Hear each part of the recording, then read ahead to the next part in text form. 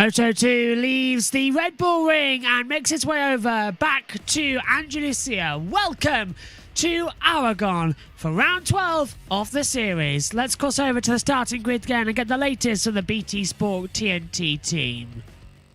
As a rider, you almost want your team boss to come and say, we're going to do this. Do you want them to take it out of your hands? Sometimes, yeah. You want your crew chief to make that call for you, just to relieve the pressure, because it's such a pressure scenario, and you're thinking there, that's all Jake's focusing on, which way to go. It's not clear. He knows what he can do on the soft tyre. He's not 100% sure that the hard will give him that feeling. He knows it's going to be a slow race, so yeah, it's a really tough one to make that call right now. Michael, thank you very much. And he did mention there that it would be a race of two halves, Neil. Getting through the majority of it and then pushing at the end. Yeah, absolutely. Get that start. That's a beauty for Jake. You're on pole position. Get a good start. You can control it then. You can control the pace. That's what you try to do. Try to be really gentle on the throttle. Do you know what you need? It was interesting listening to Michael then talking about you need the decision to be made for you. It sounds a bit strange, that, but he's so right. What you need is a confident crew chief now, and your crew chief's like your sports psychologist. He'll be in your ear saying, we're going to go with a soft tyre. The pace is going to be miles slower. Now, lap time-wise, I want you doing... And giving you something to work on, but saying, you've got this, no worry at all. Get one of your great starts, stay relaxed. Don't burn the tyre coming out that last corner. And that's why our team plays so well. You don't need to be left with you thinking, all right, so let's just put the hard in and hope that works. And this is something that Jake Dixon is very good at, getting into his rhythm and waiting for it to come to him. And he sort of smiled when he said it's a race of two halves, and it makes me think he does actually know what he's going to do. Yeah, and he's going to wait for the second half, which he's done so many times to really good effect this year. Yeah. I'm glad I'm not racing, put it that way. Fingers crossed. Yeah. Okay, we're looking at him on screen then. He's done all the hard yards so far. He does go from pole position. Our second race then, the meet in the sandwich today with Jake Dixon in pole position. Michael will join Gavin. Thank you very much, Susie. Yeah, we're ready to go with 19 laps of Moto2 here at Aragon. Might not be damp like the Moto3 race start, but the track is dusty and dirty. Challenges lie ahead for Jake Dixon, starting from pole for the first time this year.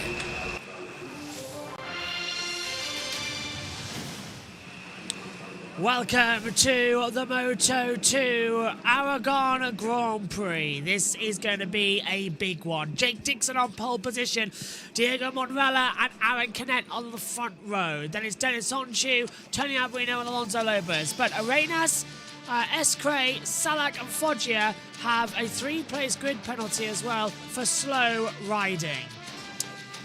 So, as I said, Onchu, Albarino and Lopez have this second row. Then it's Roberts, Vietti and Arenas. Gonzalez, Aldeguer alongside Ramirez takes it down to 12th. Ben Schneider, Chancha, Guevara, Aguirre down in 16th to Van der Gerberg, and then Sasaki starts 18th. 19th for Binder from Salak and RG. Boltus, 22nd from Garcia and Senna Igas. 25th on the grid, that takes us then with Alcoba, Tacardalias and Munoz.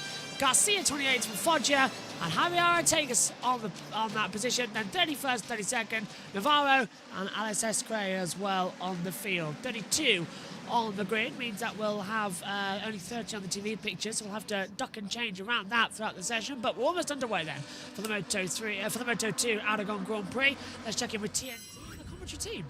Soft rear tyre, but Moreira, who's in second on the grid, has gone with a development tyre, which we saw so successful for Rueda, and Lunetta, who made a late change and ran it in Moto3. Again, it's a soft one, it's not the hard one like we had in Moto3, but a development kind of tyre to deal with strange conditions. Yeah, and those development tyres obviously new for the weekend. You don't have a lot of previous knowledge of how that tyre will react over race distance.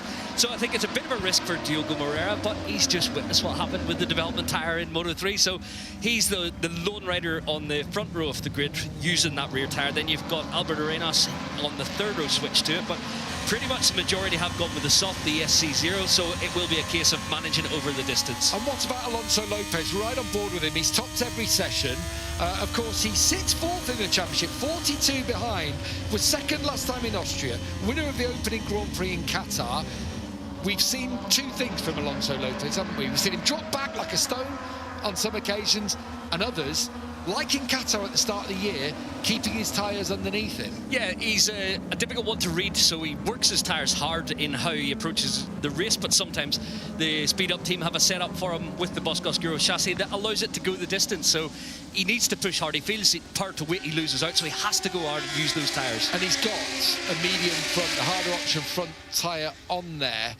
We know he's actually very, very deep on brakes, isn't he? Yeah. He needs that underneath him, so... He's the last of the late breakers, and as you mentioned, all conditions this weekend he's been fast, didn't manage to pull off the pole, but he led every session up until qualifying, and yeah, Jake did steal that away from him. Starting from the left side of the track, won't be as concerned about the slippy nature on the left side now that the rain has pretty much dried away, and yeah, obviously with these bikes, not as much concern over wheel spin. So Tension is now rising. The atmosphere is building. All set for what's going to be a very entertaining race here. Do not leave the room because Moto 2 for the Aragon Grand Prix is about to roar into life. Artigas is starting from the pit lane. The stewards have announced as well from one side. The grid's almost falling completely silent as we get ready for the lights. Where are they? Red flag at still at the front of the field. No sign of the green. There it is! Eyes to the lights then for the Moto 2 Aragon Grand Prix to get underway. Lights out, good start from Jake Dixon, storming start from Dennis Onchu, who's going to move up into third position, might even take second place away, and again Monrello runs wide. Dixon leads the way into turn one. Artigas still leaving from the pit lane, and it's Monrello and Arborino who are right behind Jake Dixon by the time we reach turn three. Onchu got a great launch, just didn't get going. Lopez, jump back, big one there, right in the centre of the track, yellow flags out. Aizan Guevara has crashed out, had a high side. He hopefully is okay. Exit turn three, no sign of a red flag needed. Arborino gets ahead of Diego Monrella. There we see Dennis Onchu. Oh, hello! Aaron Canet nearly getting a high side and getting sent off the circuit. So Canet's losing out a couple of places as well. He's coming out side by side now with the 81 of Senna Igas. Oh, big one! Is that Igas or Canet? It's Aaron Canet! Aaron Canet with a high side through turn 9 gets launched over the handlebars, and one of the main championship contenders is out of the race. So that already has changed things in the standings. Ayagura moving up as well. He's at a 17th place. So where is Sergio Garcia? Down in 21st. No points at all for the top two in the championship. Joe Roberts up to 6th. Now moving that gap in to 22 points. But it's Britain's Jake Dixon, and now comes under pressure down the back straight to Tony Arborino. Arborino trying to go to the extreme right-hand side. Dixon shuts the door. Arborino sends it back round the outside.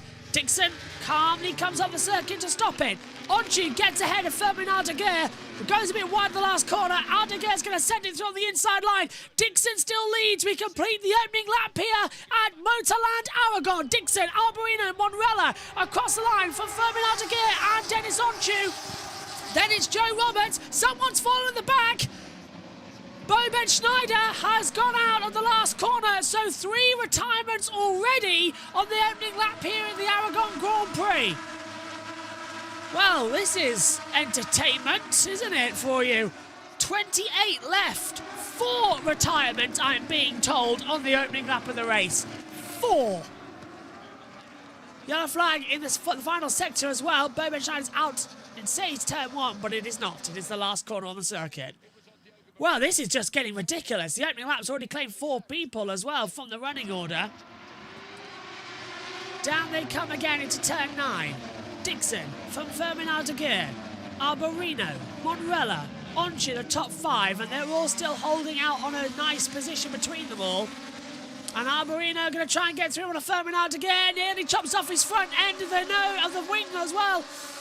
On the tyre, Dennis Onchu getting in the rear loose as they're side by side coming into turn number 11 and 12. Dixon has the advantage in the front by 0.3 of a second. Arborino now been passed by... Tony Arborino goes up into second position. Timing tower's taking time too, and my brain taking time. They're side by side constantly. It is so hard to describe it to you. As we enter the backstretch towards turn 16 now, the long kilometre back straight. Dixon with a 3/10 advantage to Arborino. He should be safe enough as they touch the brakes again. And it's not often that Moto 2 gives us the exciting action compared to a Moto 3 race. Moto 2, exactly like Moto 3, should be 5 riders battling as we come across the line to start the next lap. Dixon, 154, 108. Lopez, 4/10 faster, 153, 718. So you can see the difference between them all now starting to come through. Arborino right on the back of Dixon. And he's just trying to find a way through on the inside line. He's not going to do anything there. Lopez still 2 seconds slower than Sam Lowe's fast ever lap round here. That's because the track freshly resurfaced and also not giving enough grip to the track ever since the overnight rain. It's completely washed everything away again. Everyone's trying to find grip elsewhere on the circuit. It's dried a lot though since the opening sessions, that's for sure. Dixon still only, well, the top 6 separated by 3/10 of a second as we cut through the reverse corkscrew at 9 and 10. Arborino trying to get a good exit. Monrella under pressure from Onchu as well. Fermin Aldeguer involved in that little battle. Thought he might have left out the front, he didn't. Arborino is going to put the pressure on Dixon, but Dixon's not going to fold away. Multiple-time Grand Prix winner now. Dixon's looking more in form, and he started his race on pole position for the first time this year as well. There's not pressure on him. There's no pressure at all. He's signed with Moto 2 for next year. Dixon will be on the grid. That pressure's sort of been released and he's riding for his future. Now he's very much going, okay, let's see what I can do. Let's just go for it and push. So many riders still out there for an attack. Late on the brakes, round the outside. Fermin Aldeguer gets back through on Diego Monrella with an amazing move. Monrella cannot fight back. That is spectacular. Monrella has fought back on the inside line. He got through. He did the cutback. Oh, that was beautiful. Got a different option, so it may well be providing that grip without too much load in it. Yeah, patience as well in some of the corners. It's so easy in a long corner like that, isn't it, to get hold of that throttle early and try and get yourself out of it. Yeah, so tempted to wind it on early. Now this is a sorry sight. Sergio Garcia down in 25th, battling with Xavi Cardenas, the championship leader. And the leader's changing at the front. The leader's changing at the front. Tony Arborino takes the lead away from Jake Dixon. So Dixon losing out there. Okay, that's fine, Jake. Just keep on trucking. He'll save his tyres. Arborino is pushing incredibly quick and early. Don't think that's going to give him much room, really. It'll start affecting him more later on in the race. Let's take a look at it again. This is into turn 3. Dixon has a poor entry and just allows into turn 4 downhill Arborino to slip back through on the inside line. Very nicely done in my book. There's Fermin Aldeguer getting and staying ahead of Dennis Onchu for 4th and 5th positions.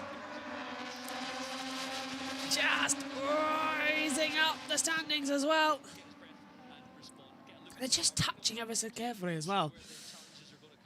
Back now on the start-finish straight towards turn, well, the penultimate corners. Love hearing that noise as well. As Fermin Aldeguer controls it once more, under brakes. Dixon just holding that line. So this is a good one. They're still, I think, running inside the top 8 now, actually, as well. But the field's starting to calm down after the opening lap antics. Disconnected him from the pack a little bit, but he's just comfortable there. He's set his, it was a slower lap that time around. The group in front with Alonso Lopez setting the fastest lap to get across there at 52.9. So they are up in the ante. This is the moment for Joe Roberts up the inside of Onchu, and look at the background. Can it with, it may have been Manny Gonzalez. I thought it was Albert Arenas. So yeah, one of the Grassini machines. And then this was the moment downhill into the reverse corkscrew, offline. Rear walks around, and yeah, he's just a passenger, so yeah, he's not happy with that, but not a lot he could do. Yeah, look at that, brought some gravel out onto the track. Here we're going to see it again. Are we on board with Canet here? We are, we are. See. This is Masia and Kanat. This is where the incident was. We're going to see it now. Oh, Kanat had a high side. Yeah, Mazir did well there to take evasive action. Yeah, so Kanat just had a high side. Tried to lift out of it, and it didn't work out the way he thought it would, and he just flipped the bike. 15 laps to go then. Lap 5 of 19. Tony Albuino leads. The top 6 are all running together. 1, 2, 3, 4, 5, 6, 7 even. Can count Joe Roberts in. I don't know why the timing tower hasn't, because he's right there in the fight. It's actually, the gap between Roberts and Vietti is 2 seconds, so I don't know why they've not put Joe Roberts inside that gap. He is very much racing there. In fact, I would even say Justina Vietti is closing in on the fight as well at the front. They're not pulling away as much as I thought they would do. 15 laps to go, though, in the Moto2 Aragon Grand Prix. Taking a seat now in the commentary box. We're on our second camera. So continue to turn it. The adjustment angle would be quite interesting to see how the riders are dealing with the toe back across the line. Dixon closing in again on Arborino, and he's going for it on the inside line at turn 1. Jake Dixon retakes the lead. He's going to leave Arborino with no time to turn in. Dixon brilliantly retakes the lead then. Well done, Jake. And now Arborino is going to have to have Diego Monrella and Dennis Onchu behind to try and capitalise on it. And through goes Onchu on the inside line, gets ahead of Monrella. Monrella's going to try and hold back, so now it's all shifting again at the front. Well, this is what we expected to see, but in Moto3, it didn't happen. Moto2 now very much becoming the let's see what can happen race. The to and fro. It's fantastic stuff. They will again continue to attack. The Aragon Grand Prix, similarly to the Dutch Grand Prix now, with how it was settled with Moto2. They were running together incredibly long. Dixon got a podium in that race, of course, and victory for Jake Dixon at Silverstone. As Diego Monrella moves to the inside line, gets ahead of Fermin Aldeguer. Aldeguer tries to come back on the inside line and makes the move back on Diego Monrella. So Fermin Aldeguer moves up to 4th place. Now with the drone cam, keeping a nice eye on the circuit. Flying together nicely. There's the regular helicopter that'll pick up the shot down the back stretch that we're going to look at now. Dixon leads by, 2 seconds per second? Ayagura has now moved ahead, by the way. He's now in 16th position. Musazaki is just ahead of him. Songkat Chantra, the rider next year is going to be on the LCR Honda, replacing the test rider bound of his own choice, Takiki Nakagami. And Chantra passes Albert Arenas now as well, so he too makes a nice move through into the field. Here's the championship battle. Garcia and Aguirre. Aguirre 16th. Garcia, where is 26th? No points for either of them. Joe Roberts in 7th will get points, brings the gap down to 23. So Moto2 becoming to be a little bit exciting as well. The field just calming now. Bringing himself back into this group, so he will have his eyes set on a podium here today.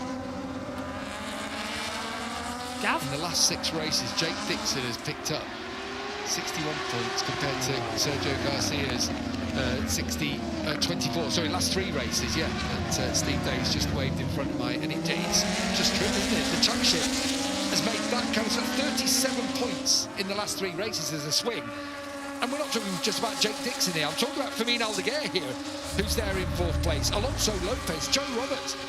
This is going to concertina the championship right back up. Yeah, for sure. It's hard to stop the bleeding when you start to lose points and you focus on getting things back on track. You're not riding as you were in the early runs. Did you see Onchu? Thinking too much about the races. And yeah, it's just not... Oh, that's close between Aldeguer and Onchu. Oh, contact and out! Big one there! My goodness me! Oh, Fermin Aldeguer crashes out in huge fashion down the chicane, and it all started with Dennis Onchi getting a wiggle mid-corner through turn 12, and it ricocheted down the pack. Monrella then tried it. Then we saw Fermin Aldeguer tried to go through on the inside line, and he just catapults on the inside. Look, he tries to get past Onchu. Onchu turns in, doesn't know he's there, and then just massive accident. He's okay. The bike absolutely destroyed at the chicane. That was stupid. Stupid move. The team thinks so too. I think what happened though in turn 12, Onchu had a bit of a moment. He did. And he really obviously dropped thought it. he might have had the drive, but Onchu surely's done nothing. He didn't, wrong no. there, Yeah, has he? I mean, Dennis had the line. He was leading into the turn. He didn't know that it's not corner where you typically pass, so he wasn't expecting the attack from behind. And yeah, he closed the door, but he didn't have to give up the position. For Aldeguer, yeah, that was a little bit daft. He could have just pulled out of it a little bit sooner. and of course, let's not forget, he's been confirmed as a Grassini racing rider in MotoGP next year. He's on the Ducati, but he wanted to have a great, strong end to the season. I'll remind you again, we've got 7 races coming up now in the next 9 weekends, as in, you know, all the way through. That is a huge crash. I hope he's okay. Yeah. More than anything, because that's a massive high side. Big impact. So yeah, looking at his run the last 3 races, Aldeguer 12th in Silverstone, 20th in Austria, and now no points scoring again today. So since his win in Germany, he's only scored those few points. It's been a tough run. 3 wide, Onchu's Now having his the moment. teammates coming to the... I'm liking this race from Alonso Lopez. I'm liking what he's put in. He's been wild, hasn't he, at times? But you know what? He's putting together a championship here now, is Alonso Lopez. He's learning, isn't he, on the job? And he's staying with that speed-up team next year alongside Celestino Vietti, but he's showing just why. Yeah, we've been critical of his approach in some races because he's overworked his tyres or he's been overly aggressive in terms of his overtakes in the early laps. And at the moment, he looks like he's considered this. He's thought about it, and he may well be just putting the load into the tyre. Hello, Onchu's off again. Or is that, well, someone's just flown off the track on one of the Red Bull bikes. I think it's Justina Vietti. It was. Vietti way off the circuit there and got forced out wide. And he's been now passed by Manuel Gonzalez. So Guevara's come into the pit lane. We're now watching Dennis Onchu. He's been passed now by Diego Monrella. Jake Dixon holding off Tony Arbolino in the front end of this battle for the race with 11 laps to go. Lap 9 and 19. And Moto2 providing more interest than Moto3 was. If you joined us for that race earlier, you know just how different it was. Live, of course, on JB Motorsports 2 and Twitch, and uploaded to JB Motorsports post-race weekend. So they're all just trying to hold their nerve here and not have a major attack back or anything. It's what we like to see, to be fair. Just stay calm.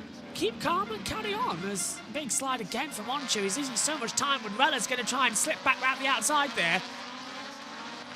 And there's a bit of cloud cover coming over the circuit here. I wonder if we could get rain from MotoGP. That could be something to watch out for as well if that happens. He is a class rider who's had a really tough time of it recently. I know there's probably a little hope from him. There might have been a wet race today. But I tell you what, testing here in Aragon at the beginning of July. Oh, he's on the outside of Joe Roberts. Oh, it's contact, isn't it, with Roberts on the way down into that one. Yeah, Oof. a little assistance there from Joe. Obviously, we need to see it from an outside camera because the slipstream effect, you can't get sucked in and not want to make the contact down the inside. We're seeing no further action taken between Aldeguer and Onchu for that incident. It was Aldeguer who came off worse, and yeah, obviously it was his own fault. So yeah, the right call has been made. Right call indeed. Across the line, Dixon.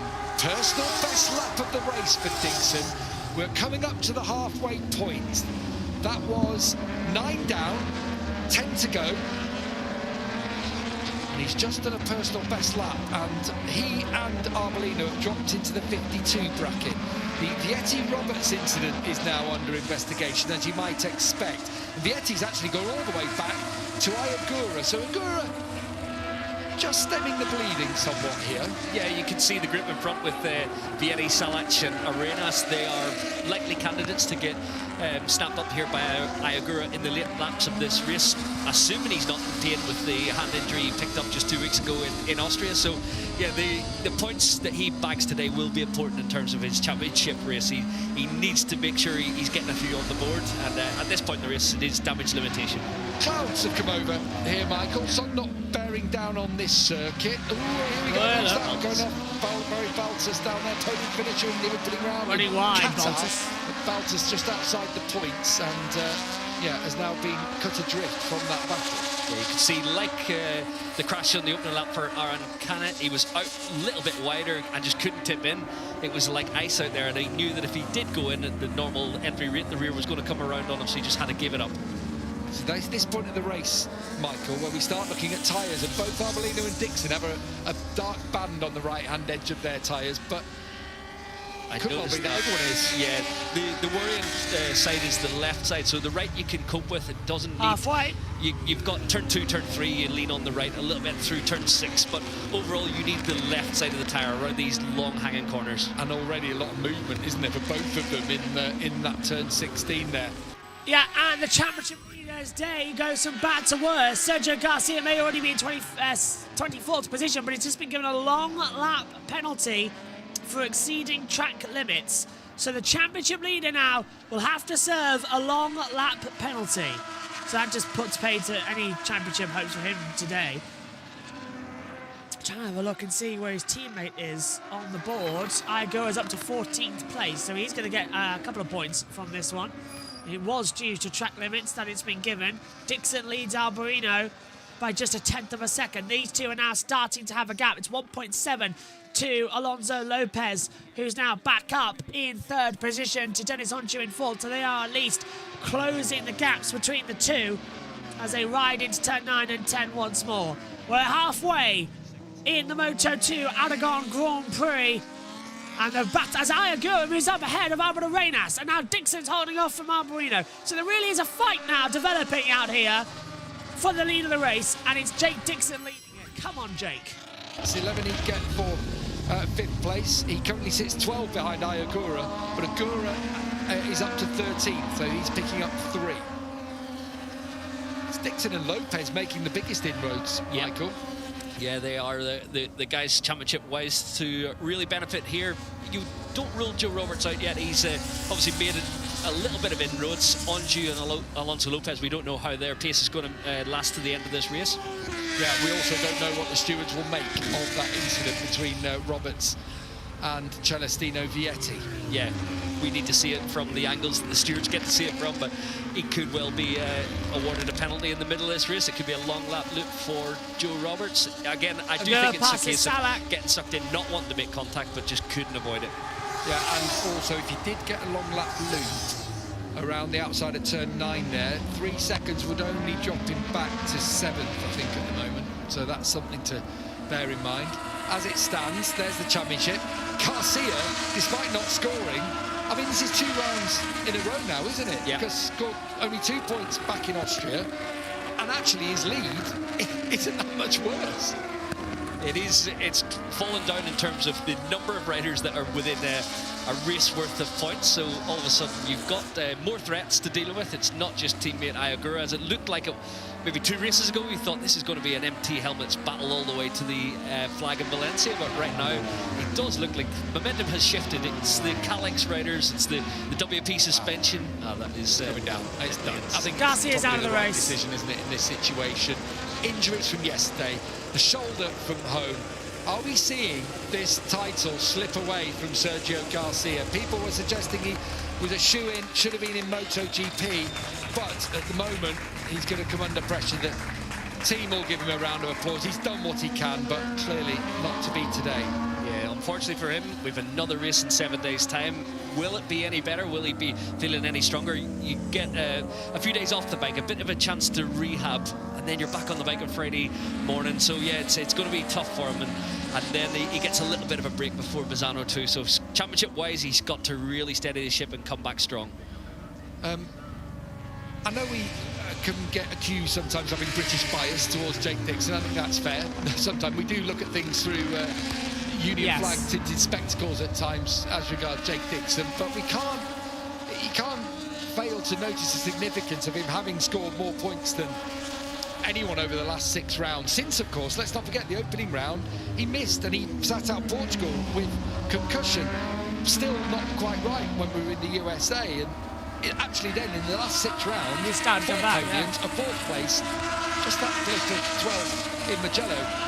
just how well is he riding?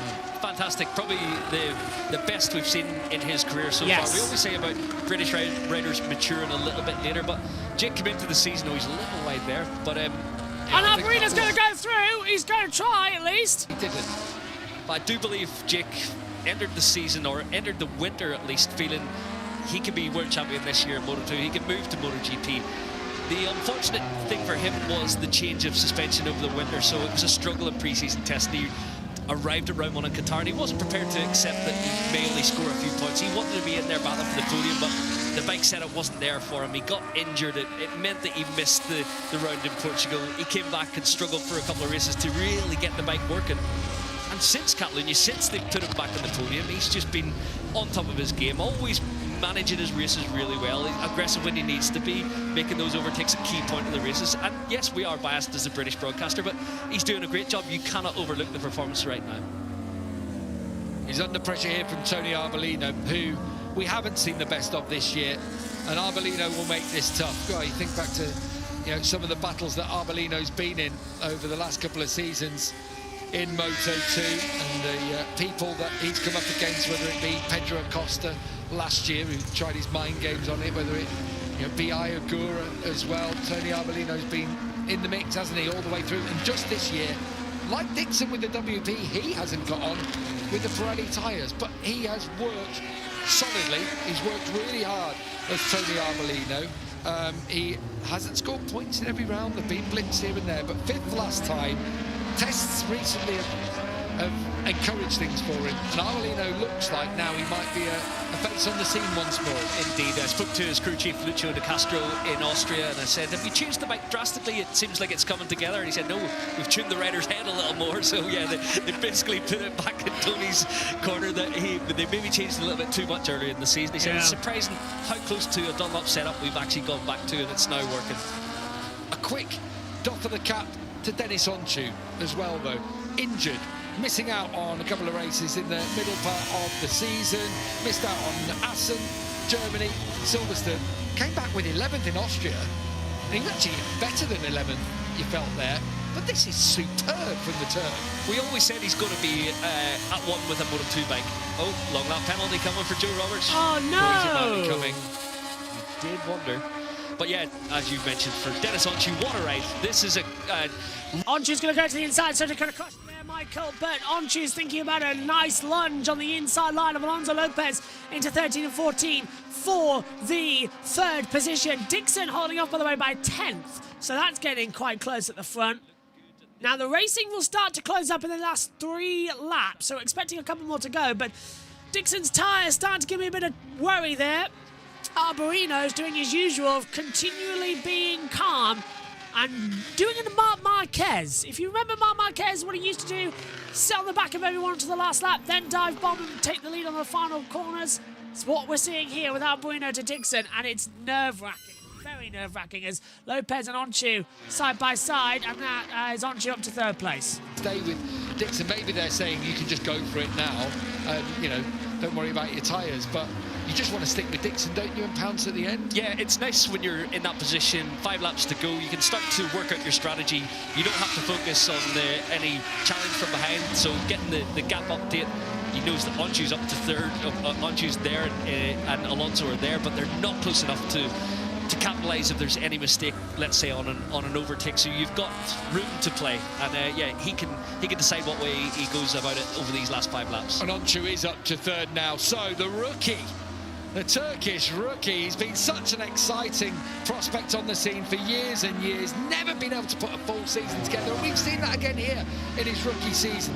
But how many times are we saying recently how difficult the transition is from Moto3 to Moto2? We knew he and Moreira had this ability, we're going to have this ability to ride a bigger bike, and it's paying off today as Joe Roberts takes his medicine. Very, very dirty. Look how long it is through there, and it's going to affect his drive, actually, all the way through turns 9 and 10. That's really, actually, what's that going to be? 3.5, nearly 4 seconds. Yeah, it's one of the tougher penalties of the season. He's going to get another position lost to teammate Marcos Ramirez. But yeah, you can see, because it's dirty off track, you see people are struggling to get down through the reverse corkscrew, even if they're offline, never mind right off the track on the long lap loop, and then it's dusty all the way around the outside at turn 10. Costing himself big points in the championship, because now Ayagura is only 2 places behind him. And as you can see, that means Robert's still 24 behind Sergio Garcia. At the front, Dixon versus Arbolino. When they cross the line, there'll be 4 laps to go in this Moto2 Grand Prix of Aragon. The goers going to that's the best we've Vietti. seen from Dixon for a while in terms of the gap across the line. He just turned the wick up by a couple of tenths on that occasion. Yeah, obviously Jake had a look at Tony Arbolino earlier in the race, dropped him behind for a few laps, so he knows where Tony's stronger, and I think Jake will be reading his pit board and maybe decide just to up the ante and see if he can shake him off with a couple laps to go. Look at the front tyre there for Dennis Onchu on the right-hand side. Yeah, well, we did wonder whether the front might be the one you'd really get concerned about, and that's why we thought with Lopez, with that harder option, might have it, but Lopez is dropping back very quickly on Onchu. So Onchu up in the podium positions as Agura now through on Binder, on Vietti. Agura really doing excellent in this second half of the race. What did Dixon say on the grid? And it is your Aguras who do have a tyre under them at this stage. Yeah, I didn't know how I was going to be in terms of his race fitness, but at the moment he's judged this to perfection, able to do what he could do on the day, and points-wise to be back in the top 10. I think that's exceptional. That's massive damage limitation. The gap at the front is starting to extend. We just saw top left, there you are. The gap is 0.6 of a second now, so has Jack Dixon judged another one to perfection here, just like he did at Silverstone? Remember, he did it in Austria as well, not to take victory, or he could have done with another couple of laps there. It was a podium on that occasion. Vietti was the king back at the Red Bull Ring. But Dixon here is just opening ever so slightly the gap to Tony Arbolino. Half a second back now. a tenth in that. It looked a little bit wide, actually, from Dixon into the bus stop. But I tell you what, Dixon just looks like he might have judged it again. Yeah, it looks like, you know, just up in the ante, those couple of tenths, it makes it difficult for the person to follow. The chase rider always has it a little bit easier. They can use you as a reference, especially into the final turn. Maybe pull back a tenth of a second, but 52.5. What a response from Jake Dixon. He's just upped it at the right time. Best lap of the race for Tony Arbolino as well, but I told you still 2 to go. tenths down on Jake. All right, so we get there. It's not that Tony Arbolino was losing on Dixon. It's Dixon pushing on by a big margin, and Arbolino having to work hard to stick with him. So Dixon now opens up the gap to 0.7 of a second. This first part of the lap is where he excelled. Yeah, Jake very strong up the hill and just looking like he's on rails through this section of the racetrack, pumping a little bit through 6 there. It is a flat-out kink in Moto 2. You are working the tyre a little bit harder when you're up in the ante, as Jake is inching closer to the previous lap record held by Sam Lowes from 2021. Yeah, that's only, I think, 0.6 of a second off at the moment, so really not that lot at all. But Dixon starting to accelerate with 3 to go. As I said, it's the right time for him to get going, and he's leaving Tony Arbolino for dust. They've pulled out now 3 seconds to Dennis Onju, who's in 3rd place. So, well, Arbolino's trying to go with him, but Dixon's taking the advantage he needs to. The gap now 6 tenths. Arbolino will continue to charge. Through the bus stop section we come then. And they're still going to push. This is the Moto 2 Grand Prix of Aragon. MotoGP coming away in about an hour's time for when the lights go out and the racing will begin. That's at 1 o'clock British summer time, 2 o'clock over there in Spain.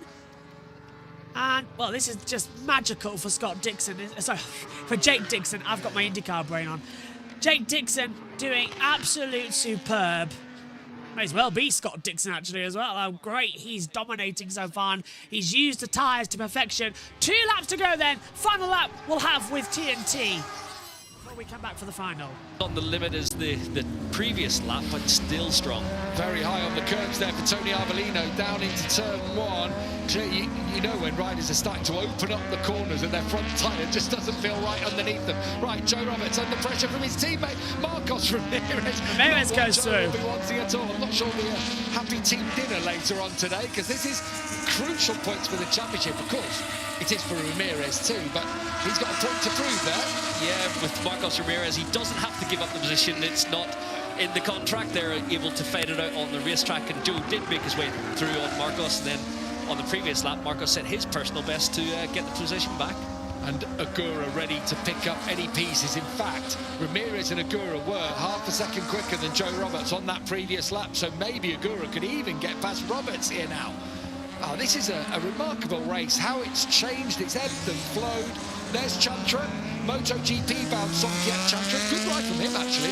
Yeah, to sit. Solid. He's had a lonely race, a little bit detached from the lead group and got away from the others. So, but yeah, good, strong performance. At the front, just look at the time. Top left of your screen's 0.9. The gap between Jake Dixon and Tony Arbolino. He's extending the lead again on this lap.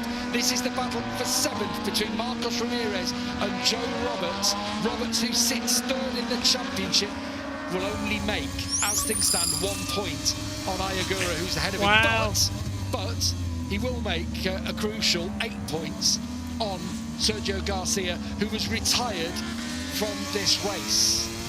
Still going to be holding it together now. Joe Roberts running onto the long back straight all the way up to 6th gear, but it didn't look like he had the grip and traction to, well, he's got the slipstream now, but not close enough to make a move on Marcos Ramirez this time around. But on the last lap, he will be looking to find a way through on teammate. Last lap coming up. Jake Dixon has started the final run. Let's see what is going to happen to come through.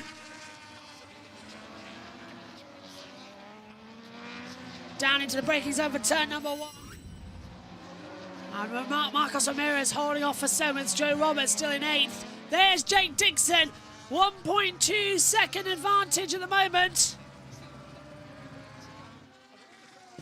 Still, this is absolutely tremendous stuff. They'll hold it through. Into the last few then.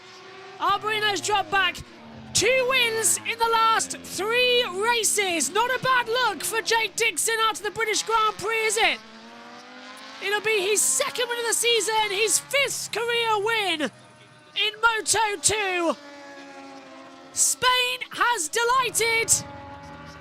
Moto2 certainly more entertaining than Moto3 was a couple of hours ago. It's into the last 2 corners.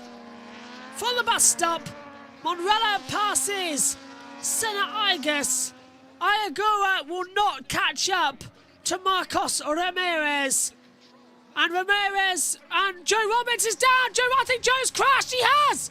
He's dropped down to 11th place. Something's happened to Joe Roberts. He has crashed out. Joe Roberts is out. He's down on the deck. Well, battling with his teammate, and he can't believe he's throwing himself into the kitty litter. That will put him 27 points down, over 30 points back, and coming back in, Jake Dixon exits the last corner. 2 out of 3 wins. Jake Dixon wins and holds up 1 finger. He wins in Aragon. A tremendous race win. And that was perfection. Pole position to the checkered flag. There was nobody better than Jake Dixon in Aragon. Arbolino 2nd. Onchu finishes 3rd. Lopez 4th. And 5th for Gonzalez. Joe Ricardo, he's the MotoGP lucky fan to wave the flag. Let's check in with Titi. Podium, a first-time podium stander in Dennis Onchu. A return to the podium for Tony Arbolino. And Jake Dixon, a 2nd win of the season to bring himself right back within reach of this title. Jake Dixon. Dixon wins. Does the dance. 2 wins in 3 races. Definitely body popping. What a win for Dixon. Let's confirm how they finished then here. Jake Dixon doing a handstand now as well. He is loving life out there. Dixon wins, Arbolino 2nd, Onchu 3rd, Lopez 4th, Gonzalez is 5th, Chantra 6th, Ramirez 7th, Ayagura 8th, Binder 9th, Vietti has the top 10, Salak, Sasaki, Boltas, Van der Goldberg, RG, Senna Igas as well in 16th, missing out the points, Monrella, Arenas, Macia, Munoz, Alcoba, Cardelas, Navarro, Escray, and out of the race was Roberts, Foggia, and Garcia. What a race! And it is victory for Jake Dixon. 2 out of 3 wins as well in the past 3 races. Not bad at all. The circus moves on. 7 days' time, we'll be live again for Moto 2 and 3 when we go racing in San Marino. Next up, it's MotoGP.